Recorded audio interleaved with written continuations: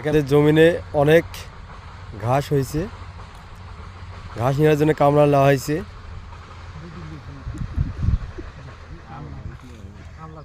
এই যে এই পাশে 2 জন 3 জন, এই যে আমাদের ভাই আসতেছে খালি।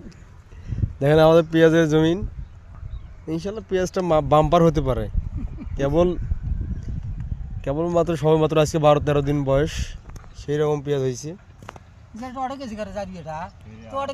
এই যে দেখেন আমার মুখ খারাপ চাচা, এই যে দেখো দেখো দেখো দেখো দেখো দেখো দেখো কী করতেছি। এই আশেপাশে সবগুলো জমি পেঁয়াজ আর পেঁয়াজ, আর কোনো কিছু নেই ভাই।